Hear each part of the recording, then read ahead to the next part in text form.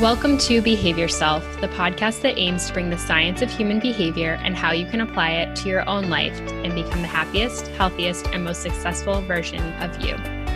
We're two behavior analysts with backgrounds in personal training and nutrition who've struggled in the past with confidence, weight loss, breaking promises to ourselves, and constantly trying the quick fixes. We bring the science and show you how to apply it confidently and consistently towards your own goals and how to actually create a lifestyle change. Behavior analysis is the science of human behavior, and we all engage in behaviors that either move us towards the direction of our goals or hold us back from living the life we desire. I'm one of your hosts, Emily McCrae. And I'm your other host, Jo Wesley. Hi. Hello. How you doing? Good, how are you? I'm good, thank you. Have you been behaving yourself this week? I have been behaving myself this week. I have been getting in all of my veggie servings. There was one day I got just about under it. So working on incorporating some more into my breakfast as a strategy to increase it in the morning and not leave it till lunch or dinner. Nice. Yes. And how have you been behaving yourself? I've been behaving myself. I have been exceptionally busy with lots and lots of different things with work. I have still managed to, one of my targets has been to journal consistently. I think I managed to journal 3 times this week, which I think is good. I would like it to be more like 5 times a week, but with the amount of stuff I've had going on at work, I'll take 3 times this week. Wonderful.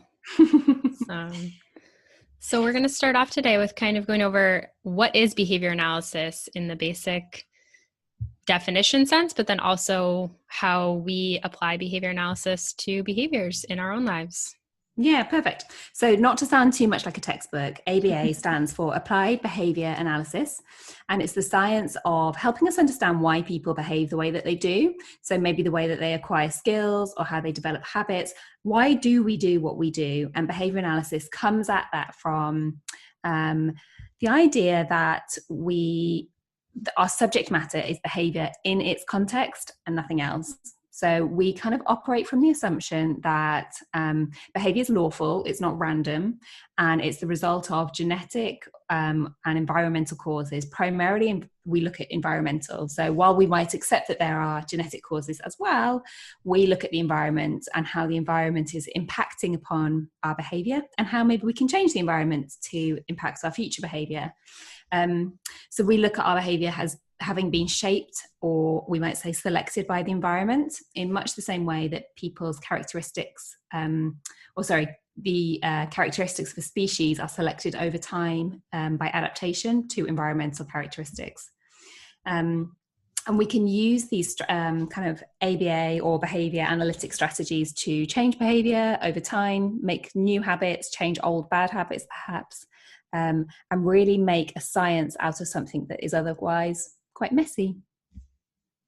I love that. And it's behaviors and habits tend to be this emotional, grounded thought. And I feel that I'm doing this too much or too little. And I feel like I didn't eat well this week. And by applying behavior analytic concepts, we can add that systematic and objective measurement to our behaviors to actually make those changes that we can see over time with the data.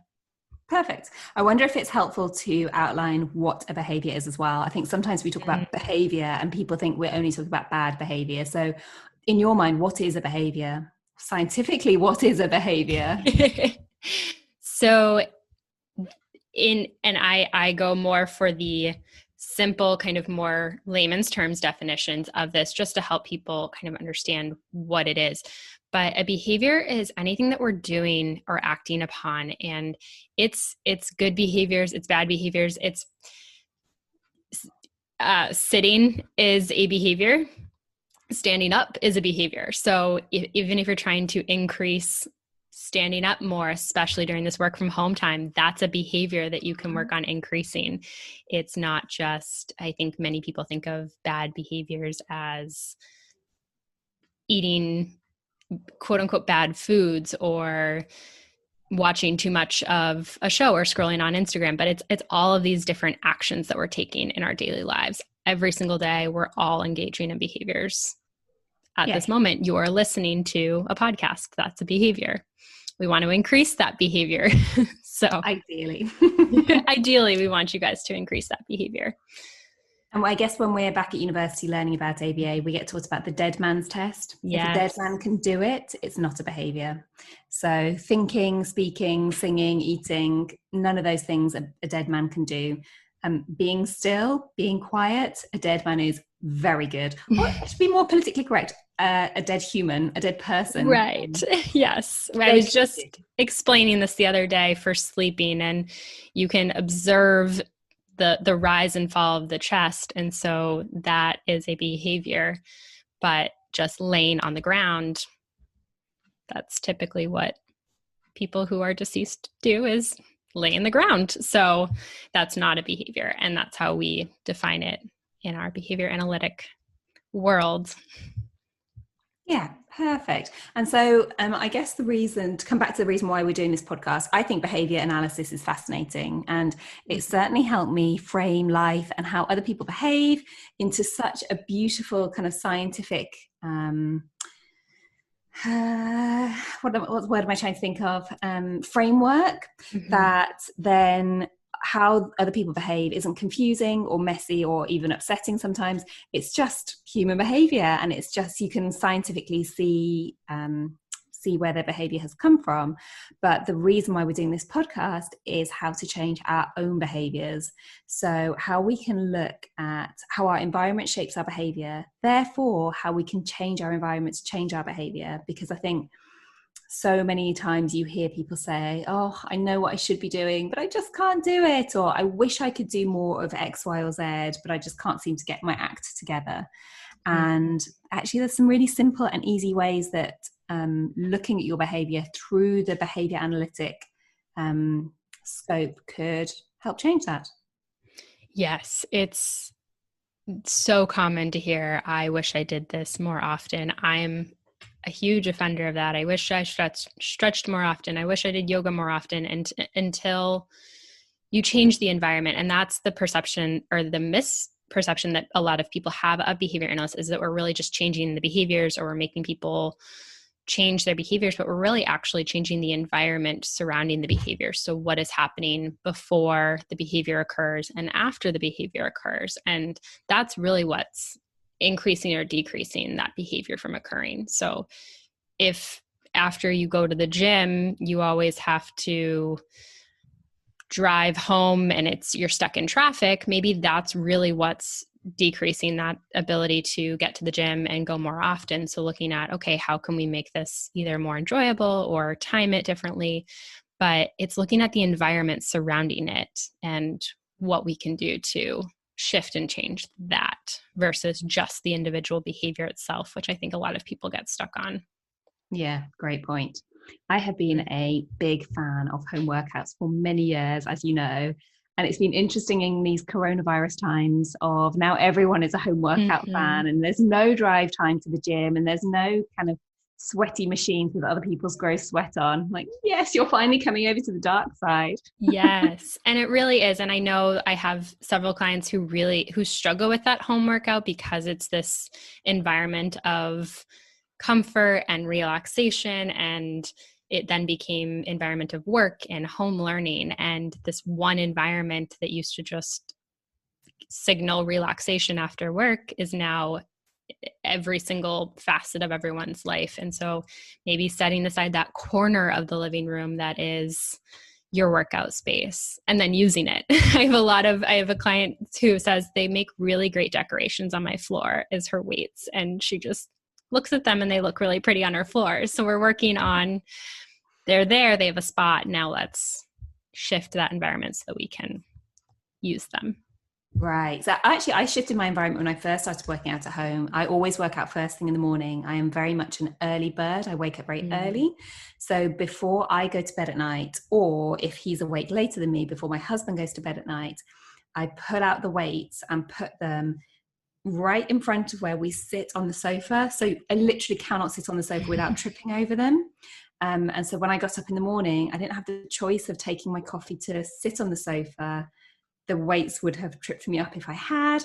And we also have 2 sets of lights in the living room. One set of lights are very kind of dim and glowy and comforting and warm, and the other is an overhead light that is quite jarring. And so in the morning, the overhead light goes on and it's go time. And then after I finish my workout, I put the weights back into a corner, out of sight, out of mind. So the evening time later on in the day is warm and cozy and comforting, and I'm not having to think about the weights at all. So that was an environmental change that I made to help encourage those morning routines.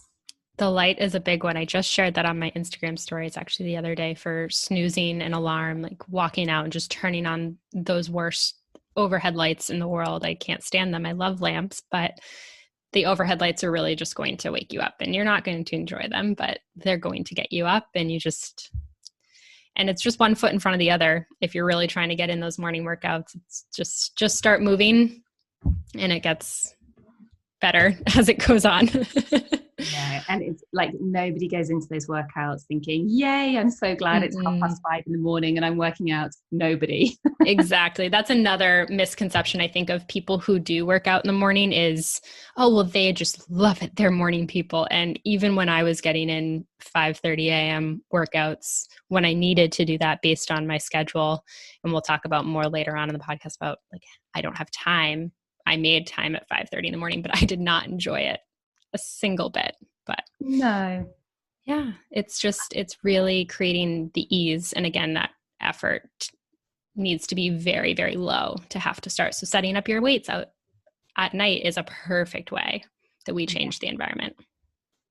Super. So that's one way, kind of changing our environment to change the behavior before the behavior even starts, and then changing things after the behavior. So for me, the only kind of thing that happened after my workout was it was done, and so I could tick it off my list. I love a good tick on a list.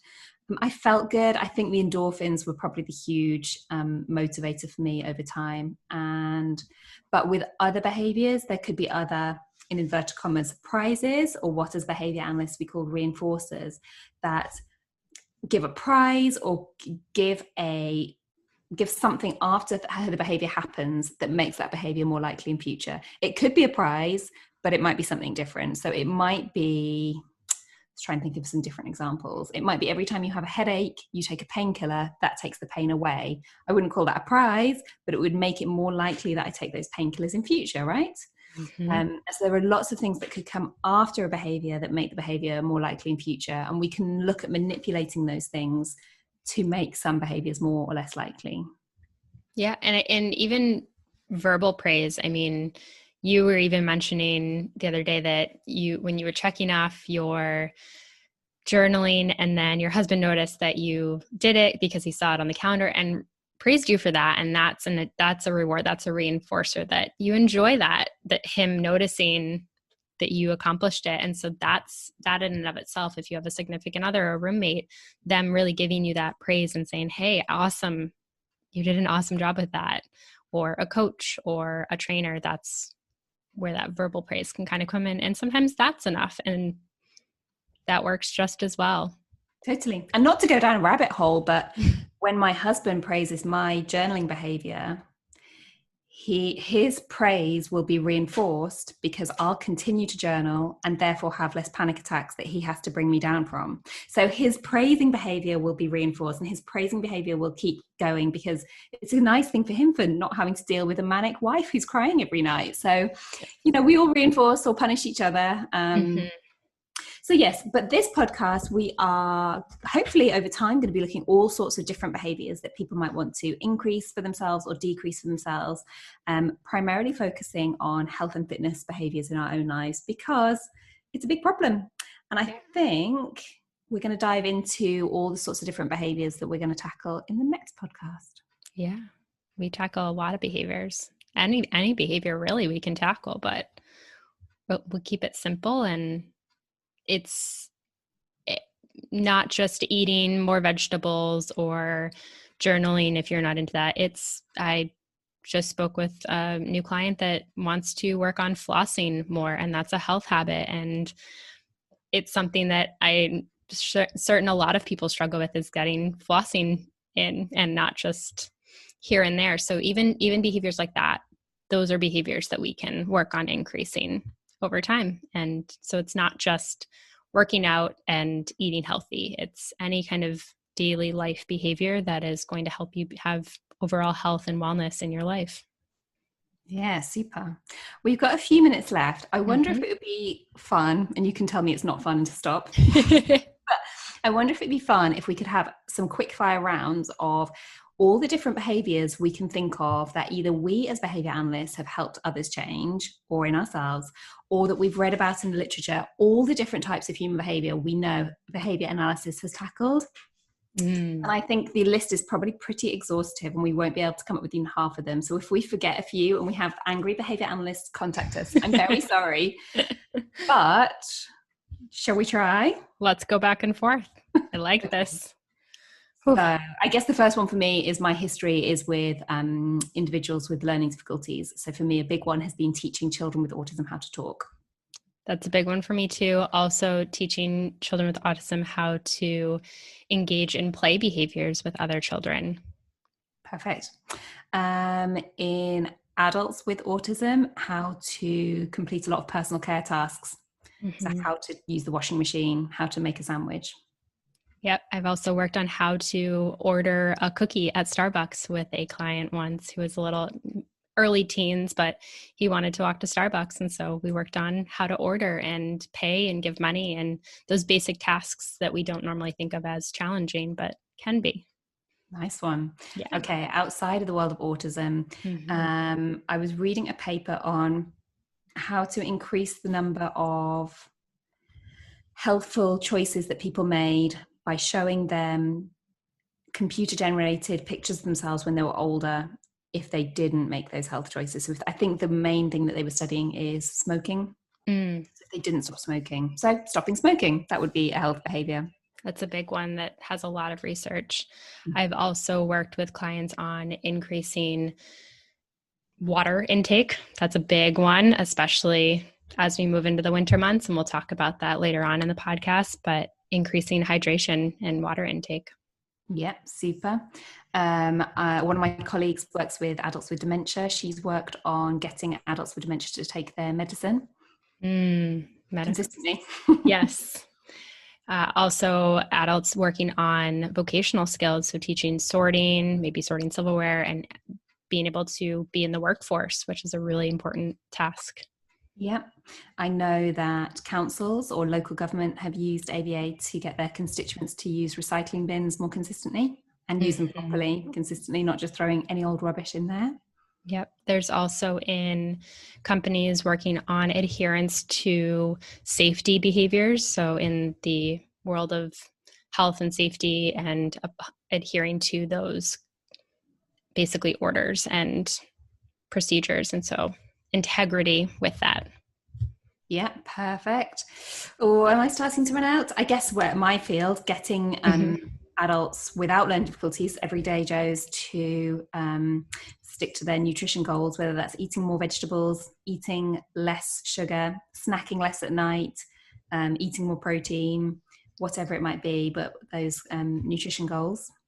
Yep, same. I have a client working on engaging in more intentional eating versus an emotional decision to eat and using some tactics that you've shared with me. So started to apply some that we'll share later on.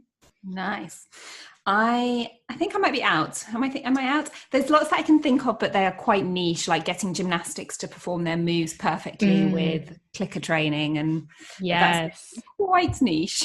I've worked on, even with social media and posting, I'm not as consistent as I would like to be. So that's actually one of my current goals is making sure that I'm adding value on Instagram multiple times per day and not just totally, because I can go several days without sharing anything if I don't have that reminder and that goal.